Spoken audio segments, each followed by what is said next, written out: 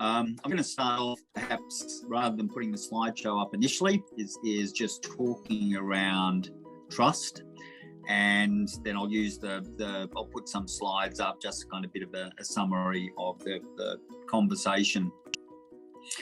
Trust is probably one of the most common values that people pick when we do psychometrics, and it's not by chance.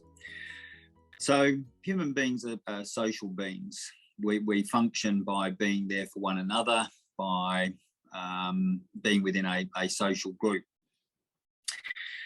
Over the course of the history of psychology, 100 years ago, some of the most influential theories were having a look at development from the minute that we're born through to old age. And since then, we've looked at, pre-birth, included within that. But when somebody comes into the world, there was a guy called Erik Erikson, and he came up with what's called stages of development. And it's no surprise that the first stage of development between the day you're born and 18 months is what's called trust versus mistrust. Now, the reason this was so important at that particular point in time was because we knew that we needed to trust there was people there for us, to protect us, to feed us, to allow us to then grow. Without this sense of trust, our likelihood of survival would be close to zero. So it's a fundamental element of human nature. If there isn't that consistency, that stability, that kind of predictability, that knowing that somebody was going to be able to protect you or be there from what was happening around you, then that creates great psychological distress, and that can stay with a person through their life. The good news, though, is also that you can build that sense of trust and lay new pathways down. But for psychologists and mental health, trust is integral in terms of mental well-being. The other interesting thing about trust, and we have the title, which is, trust at a time of disruption. We only truly know or experience trust at times of disruption. That's the irony. When everything's going okay and swimmingly, we don't kind of need to rely on other people or know that other people are there to support us. So disruption throughout our life is a great opportunity to strengthen trust. We see that when there's things like bushfires, when there's things like droughts, floods, we see that people come together. And COVID's no different. What we found during COVID is through that disruption is an ability of people to come together. There's also a lot of distrust because in those first 2 years of life, there's one element which is trust and the other element which is mistrust. Can I really trust that you'll be there for me? So throughout COVID, people in hospitality perhaps have found, can we really trust that the government's making decisions for our benefit? Can we really trust that we're safe from catching COVID? Can we really trust that there's a future in hospitality? And so with that disruption comes a strong sense of mistrust or distrust. At those times, what people are looking for, including in hospitality, is to say, can we reliably predict that people are going to come back to our venue? Can we reliably predict that we're going to be safe? Can we reliably predict that we're going to be okay? And there are a lot of the questions that we've asked over the past couple of years. There are a lot of the questions that you may have not felt satisfied with some of the responses, and some of that will be because perhaps because COVID's so new, we haven't been able to give the answers with the degree of confidence or credibility that we perhaps in other areas. Okay, so at a time of disruption, whether it's adolescence, whether it's a time of separation, whether it's a time of losing a loved one, that is when we are hardwired to turn and look for other people to see if they're there. Many of the people in the room may have been to a team building activity where you do the old trust activity, where you stand up and somebody's kind of going to catch you. I, funny enough, still do this with a lot of families, and the reason why I do it is because it's interesting. Sometimes I say I want you to catch somebody, and some people stand too far away and go, "Okay, I'm ready to catch you," and the person's going, "I'm not too confident you're going to catch me from back there," and then I have other people who stand and put their hands right at the person's back, and I'm like, "What are you doing?" And they're like, "Yep, we got them." And say, actually, trust requires a person to actually have a little bit of space and to fall back. And so trust is a balance between giving people the opportunity to say, try something or fall back, but not too far that they don't trust somebody will catch them. The other thing with this activity, and funny enough, I had one of our young staff members in this morning, and who's 19 and is kind of afraid to leave the house and that at the moment. We brought that back to an issue of trust. And I said, if your parents were going to catch you and stand there, he said, "Oh, my parents say that they're there for me, but when I turn around, they're on their mobile phone." And I said, okay. In our work setting, so often businesses and companies can say, "We're there for you."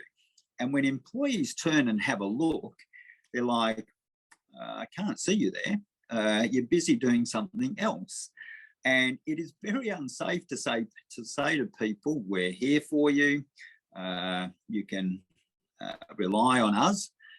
But when it comes to the crunch and you look around, they're not there for you. And that can be as simple as somebody saying, "I'm here for you," but they're looking at their phone rather than actually focusing on there. So the trust exercise tells us that words are insufficient for trust.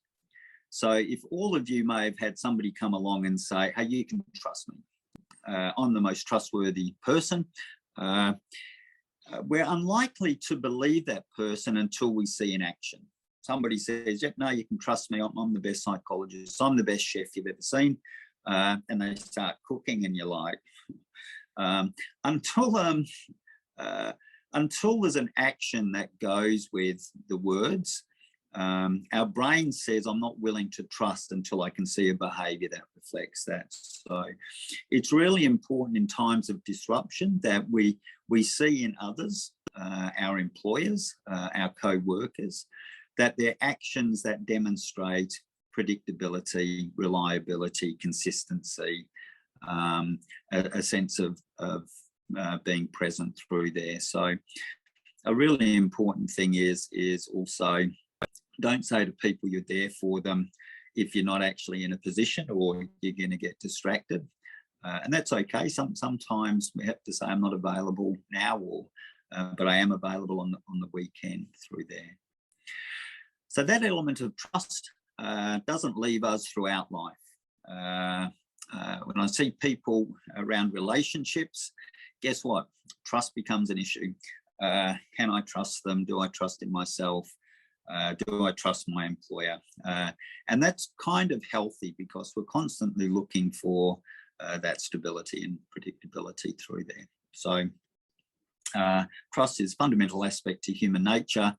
It's why we pick it as a value kind of most often, and it's why it comes up kind of throughout life. Disruptions are a given in life. It's just the nature of how nature works. It's raining outside my office today. I'm sure the water's got swell and knocking boats around. It's a reality. For us, is kind of how do we buffer ourselves around that, and when does trust become important? Perhaps kind of on that note, and I know because we haven't had a look, we kind of got another 20 minutes or so. I'm going to go through some elements of trust and what things that you can do in order to build trust within yourself, because that's incredibly important, and what things within a team we look for to know that we can come to work and feel safe, feel respected, and feel that sense of trust. So I'm going to ping those slides up now. Now, as we kind of go into trust, and I'd said before, trust is a fundamental element in mental health. It's also a fundamental element in human development. But we want to remind ourselves, if people weren't at the last one, that mental health is actually a good thing. The problem with psychology, and I'm a psychologist, of course, was that we were really big on trying to tell everyone they had a problem. And what we call pathologizing things of like, oh yeah, you've got a problem here, or you're not normal. And we did that for nearly 100 years before we realized, man, that maybe just telling people they've got a problem and reducing the symptoms is not enough. And we had this light bulb moment and went, wow, people should actually be healthy and enjoying life. Often when I talk about mental health, people think I might be going to talk about mental illness, and we're not. We're talking about mental health similar to physical health, and where you're enjoying life despite some of those disruptions, where you're able to achieve your goals, you connect to your sense of purpose. So looking at trust, and each of these forums are about what can we do that promotes good mental health.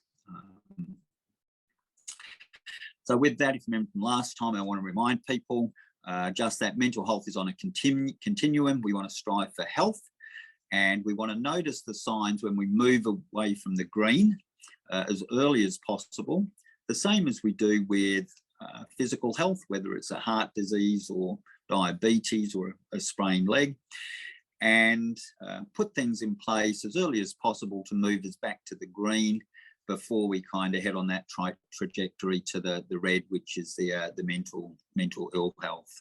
And that's where it comes up of speaking up early, making sure that we have a confidence in talking about mental health and what strategies are available. Let's remind ourselves the reason why the Healthy Mind menu exists is because hospitality is a tough gig. The hours people work are unsociable. There's a lot of time spent away from loved ones. You spend a lot of time caring for people in the community, and yet we in the community don't always spend a lot of time thinking about you or caring about you. And this is about caring about you, and also an opportunity to have a voice and to make it okay to talk about mental health. The reason is because a lot of people in hospitality, like the data says that mental health stress is a problem, but historically people have been less confident of wanting to speak up about this. Now, thinking of our topic today, the likely reason of this is people don't trust, if they speak up, that it won't impact their promotion, or they perhaps don't trust that people will support them, or they perhaps don't trust that people won't discriminate against them.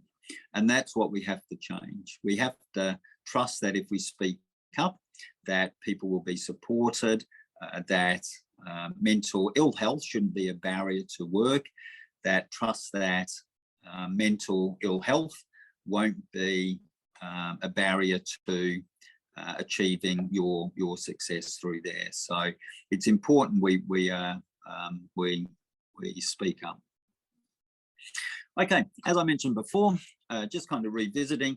So trust is actually strengthened by periods of disruption.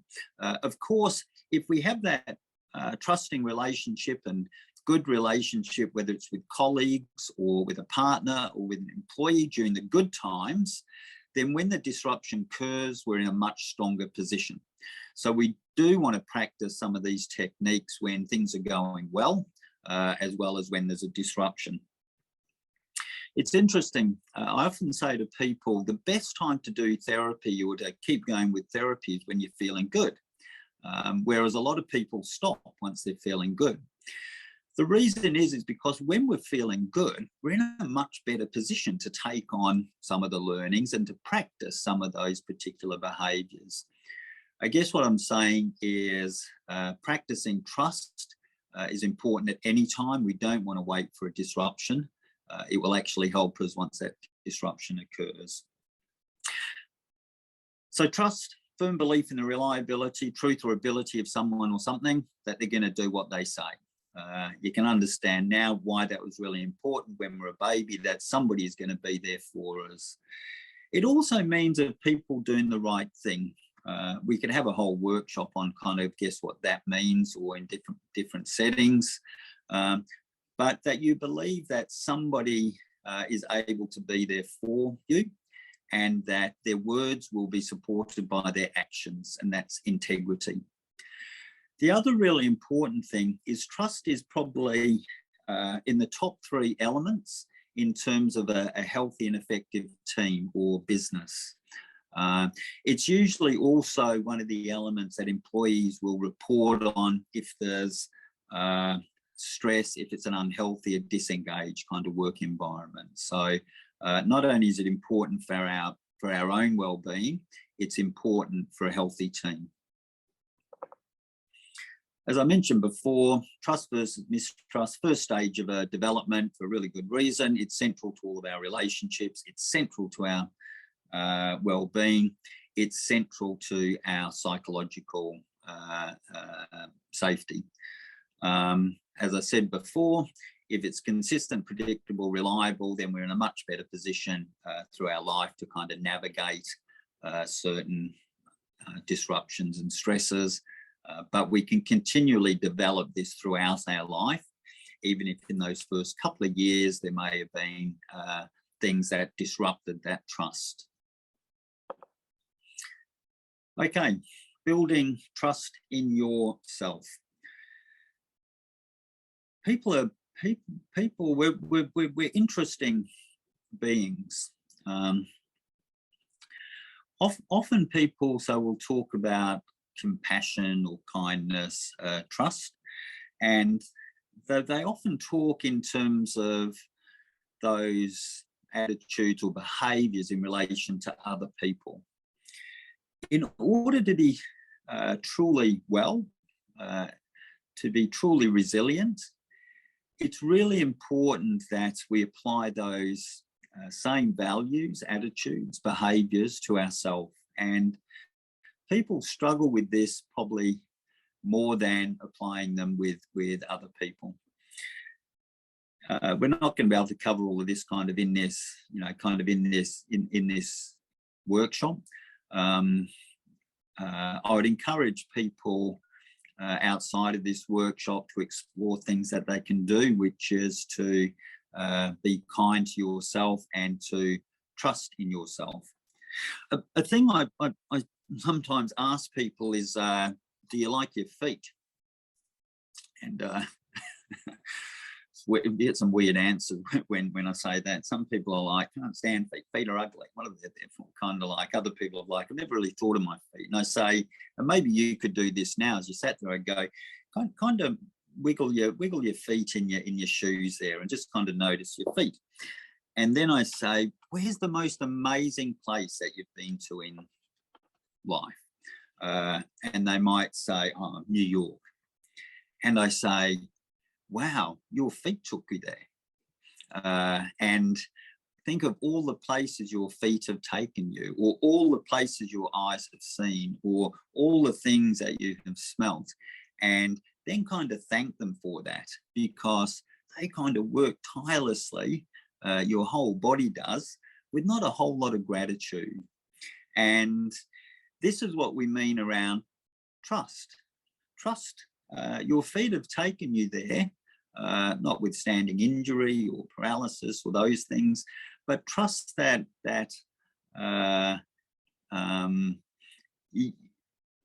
there's aspects of yourself that have been integral to you getting to where you are now. So one of the first things we say, if we're going to go from here and said, okay, times of disruption, whether in your own life, globally with things like COVID, let's develop a self-care routine. This is about looking after yourself. It might be about just some breathing activities. It might be a walk along the beach. It might be snuggling up with a partner, watching a movie. That's kind of up to you. But developing a self-care routine says, I'm important. I trust in me. I trust in me enough to look after me. The next thing is being aware of your values. If you haven't already, I mean, you can go online and do some values in actions questionnaires and see how it groups together. Values are really important because they're kind of our map of how we kind of want to live our life. So let's say if some of my values were respect, honesty, compassion, self-development, we're actually strongest when our own actions and our own thoughts align with those values. When our actions and thoughts stray, we start to feel internally a bit of distress. Or if our value is respect and we're with a person who's constantly disrespectful, we feel this uneasiness and that we kind of need to say something, or we decide not to be around that people. When you're aware of some of your values, trust, honesty, respect, laughter, whatever they may be, what you then want to do is commit your actions and thoughts to align with those, and trust that if your actions and thoughts align with them, that you're more likely to achieve your goals in life through that. On this note, I want to kind of remind people that the only thing that we truly have control over in our lives is our own actions, thoughts, and emotions. We don't actually have control of others, and we don't have control of events. Data tells us that 47% of what people think about in the present moment, they have no control over. It's what they did. I wish I didn't do that on Saturday. Some people might go, I wonder what my next manager will be like. I wonder if they'll be hard or they'll be happy. And I go, I wonder if they have blue eyes, will they be bald or have short hair? I kind of say it's kind of irrelevant until you get there. But some people will think weeks and weeks in advance of what they could be. Now, when we think about things that 47% of the time that we have no control over, we start to go quietly mad or anxious or depressed because we can't resolve it. It's not within our control. What we can control in that instance is we can go, I really hope that my manager's a kind person, but I'll see what I'm going to do, what I think about them when I meet them in a few weeks. So we want people to remember, choose actions and thoughts that are in your control. We're always going to have, thoughts of what if, and if I did this differently, and I wish it was, hotter today. But I'm reminded often by nature that says, sorry, Chris, really don't give a toss of what you think. The weather's not going to change for you. Okay. So we want to reduce, though, the amount of time that we're thinking about others' actions or thoughts. Next one is about being kind to yourself, demonstrating gratitude towards yourself, generosity, recognizing what you've achieved. You can also, through that, recognize how you would like to be better or how you would like to grow. It's okay to say, I'd like to learn more about how I can approach relationships differently. I'd like to learn a new language. But we do that in what things can I do in the future in order to learn something new or position myself differently. What we don't want is an inner critic, which is around, I'm not good enough. Why did I do that? If only I'd done that. Again, that's it actually eats away at that self-trust. We'd mentioned last time this one, but it's really important. If anyone who's watching has ever driven a car, what you'll find is you spend probably 70% or more of the time looking out of the windscreen. And that's really important to remember. And you spend about, if 70% is out the windscreen, you spend 20% looking at the dash and the speedo, and if the petrol light comes on, and maybe 5 or 10% looking out of the rear view mirror. Now, the reason why this is important is that that's kind of a map of life. We actually want to spend the majority of our time future focused, not getting too caught up in the detail. It's kind of important. So if you have one difficult relationship, it doesn't mean all relationships will be difficult, but some people get stuck in the detail and go, no relationship will work for me. And it's about looking forward. The same as the rear view mirror, there's no point looking back further than the most recent past, because that's already so long ago. The past can influence us, but we want to keep a future focus. And this is where this positive perspective comes in. The same as if you keep looking at the dash or you keep looking in the rear view mirror, you're going to end up having an accident. You're going to get hurt. And it's the same in life. We want you to kind of keep looking forward, having a look at opportunities, being able to see possibilities in the future, what opportunities are there. It doesn't mean we don't focus on the detail, like paying an electricity bill or something. If we kind of said the universe will provide and fill my petrol tank with petrol as I'm driving along, that's going to end badly as well.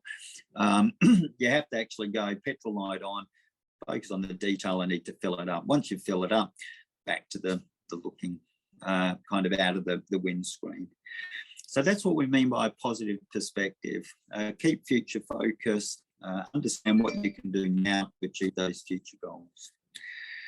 Now, ironically, this last one is about being authentic, being honest, and is being vulnerable with people. You might be thinking, Chris, surely if we're vulnerable with people, we're putting ourselves at risk. It's about being considered and about being transparent. It's about kind of saying, I find this difficult, or that really upsets me when you speak to me that particular way. Learning to talk about your vulnerabilities with a sense of strength is really important. People often assume you're going to talk about vulnerabilities in this submissive kind of victim role, and we're not talking about that. Once we're transparent with our vulnerabilities, the sense of trust between people increases. Males are very poor at this as a generalization of actually sharing their vulnerabilities, and people find once they do, people move towards them. As long as it's, again, that you feel safe and, it's somebody that you have a sense of trust or connection with. But kind of being vulnerable to other people is really important.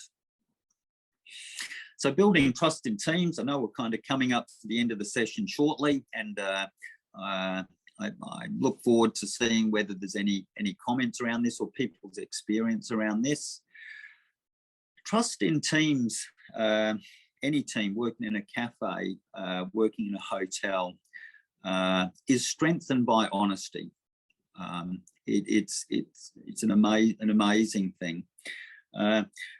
I've been fortunate to work with a number of traditional owners, elders and young people on a number of projects. And I remember once at a conference, they asked me what I thought about, sorry day, and people saying sorry for the the appalling behaviours of the people who came to Australia on traditional owners. And I kind of said, look, I'm not a big fan of sorry, but I'm a really big fan of ownership, of saying we did wrong and it's not okay and we can do better. Now, the reason why I say that is taking ownership, and even though it's down at number 10 there on your screen, is very, very powerful in trust. It's okay to say, I think I messed up. It's okay to take ownership and for credit. But what we find is in a lot of relationships or where there's distrust, there's more likely to be blame and shame than ownership. People saying sorry but never change their behaviour. So taking ownership is probably one of the most psychologically strengthening acts you can do.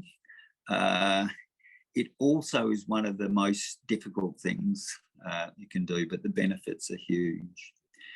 Within teams, what we want is, especially for leaders, and that people listen more than they speak.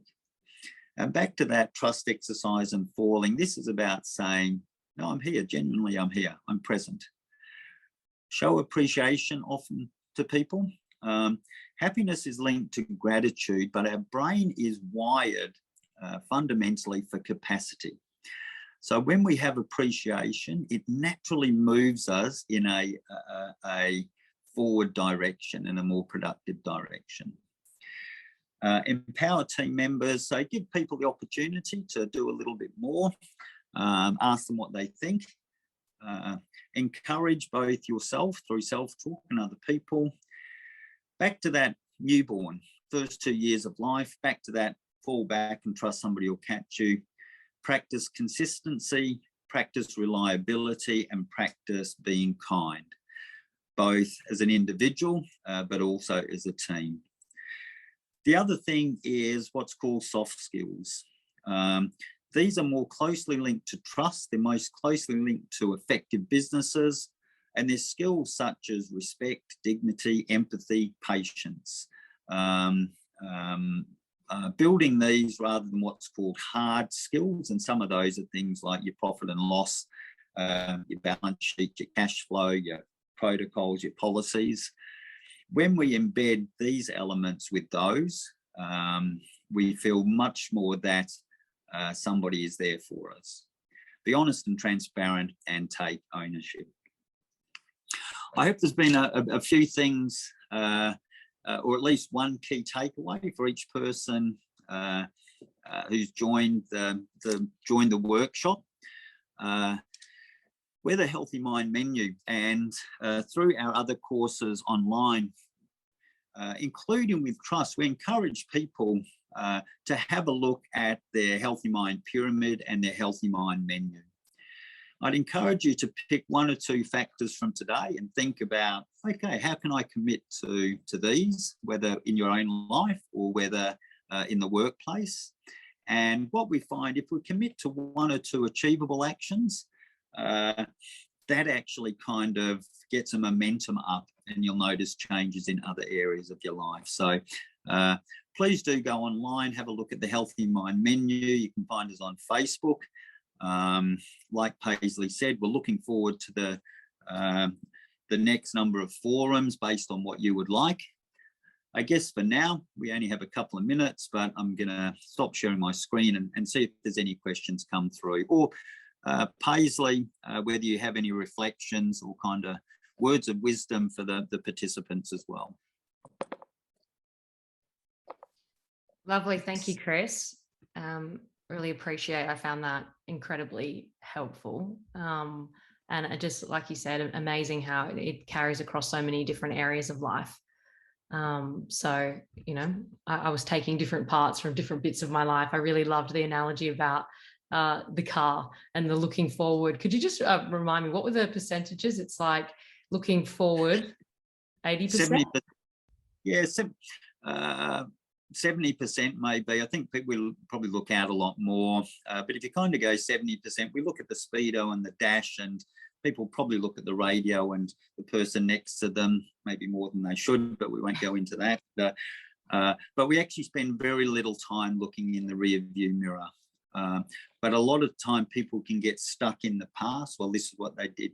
Somebody did to me previously. And we have to kind of go, okay, what's happening now? What can I do now to keep moving forward? Yeah, I like that. That was great. We will make this available. I'll send out an email to the group, and this will become available for people to watch on YouTube that have the link, and also to download the PowerPoint notes. And then I'm really looking forward to starting with the next series, which will take us through almost to summer, which is kind of exciting. Me too. I'm looking forward to, you know, what some of our members or people who sign up kind of let us know that they'd like in that next series. So yeah, terrific. Thank you, Paisley. No worries. All right, guys, have a lovely day, and we will see you soon. Thanks, Chris. Bye.